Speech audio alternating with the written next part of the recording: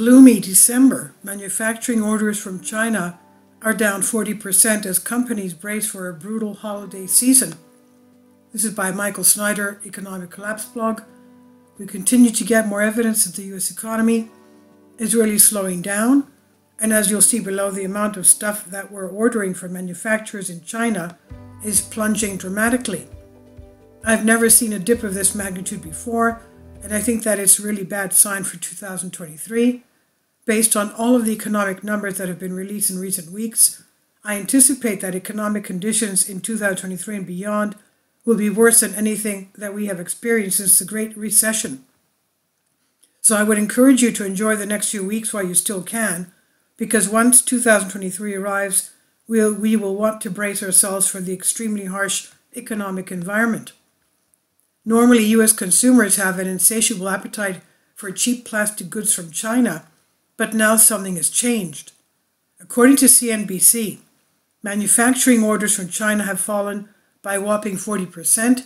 As a result, many Chinese factories will be closing much earlier in January than usual.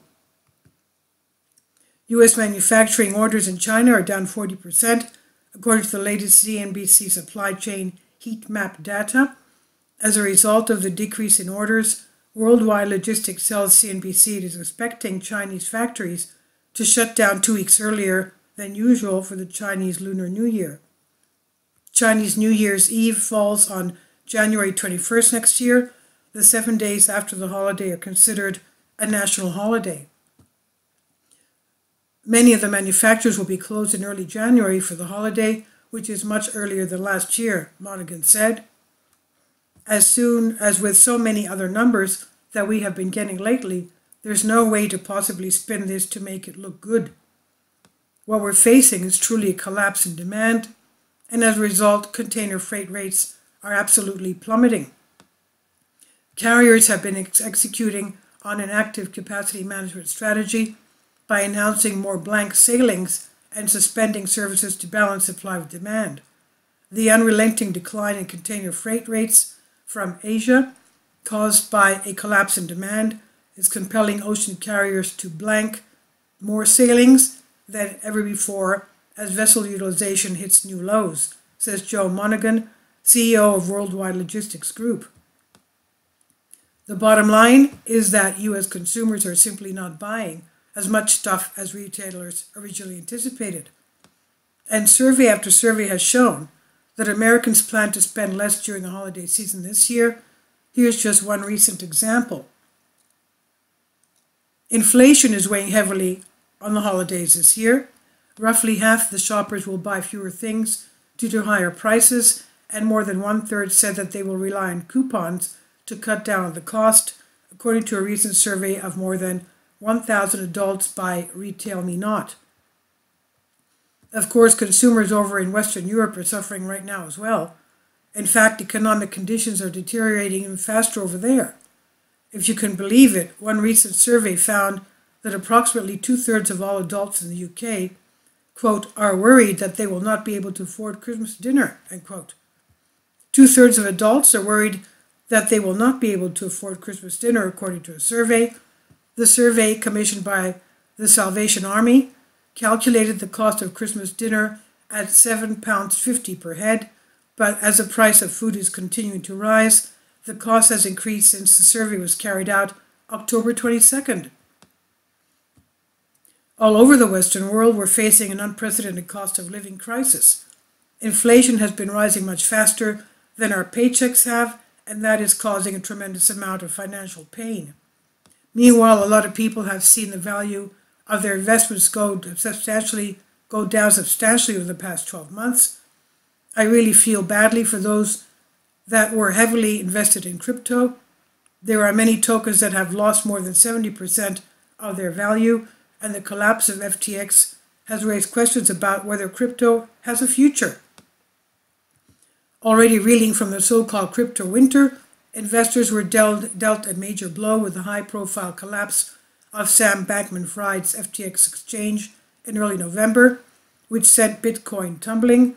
To top it off, BlackRock chief executive Larry Fink said this week that he expects most crypto companies will fold after FTX's demise. A Schwab index tracking crypto-linked stocks is coming off its worst month since June and is down 63% this year. Questions about whether crypto has a future have become prevalent after a year during which many tokens lost more than 70% of their value, and the collapse of FTX has exacerbated a crisis of confidence that had started in the spring, said Mark Palmer, an analyst at BTIG LLC. At the same time, home values have been falling and falling. As I have covered in previous articles, U.S. homeowners lost a record high $1.3 trillion in home equity during the third quarter alone. But at least the latest employment numbers that the government gave us was good, right? Actually, it was not so good. It turns out that the household and establishment surveys are telling two completely different stories. Zero Hedge has posted an absolutely astounding article that breaks this down in great detail. Recall that back in August, September, and October, we showed that a stark divergence had opened between the household and establishment surveys that comprise the monthly jobs report, and since March, the former has been stagnant while the latter has been rising every single month. In addition to that, full-time jobs were plunging while part-time jobs were surging and the number of multiple job holders soared. Fast forward to today when the inconsistencies not only continue to grow but have become downright grotesque. I would encourage you to read the entire article. Since March, the gap between the household and establishment surveys have ballooned to nearly 2.7 million workers, and some are suggesting that this is being done for political purposes.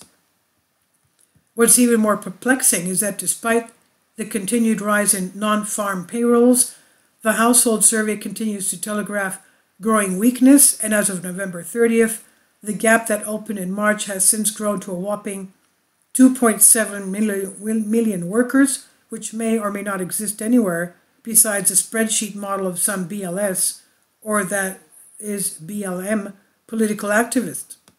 Of course, the truth is that employment market is not in good shape.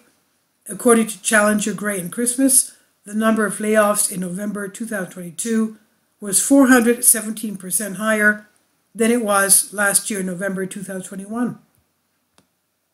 A tsunami of layoffs has begun, and I expect to see a whole lot more in the months ahead. So it's quite likely that this will become a really gloomy month, but I expect that 2023 will be even gloomier. This is by Michael Snyder. He says it's finally here. Michael's new book entitled End Times is now available paperback and for Kindle on Amazon. About the author, my name is Michael. My brand new book entitled End Times is now available on Amazon.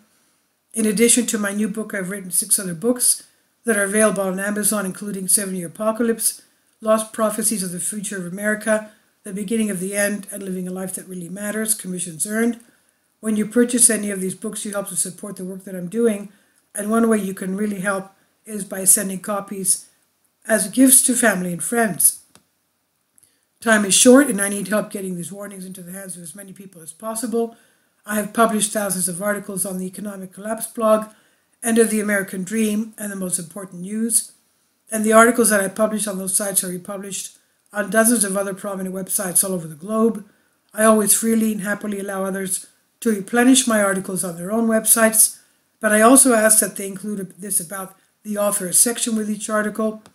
The material contained in this article is for general information purposes only, and readers should consult licensed professionals before making any legal, business, financial, or health decisions. I encourage you to follow me on social media, Facebook and Twitter, and any way that you can share these articles with others is definitely a great help.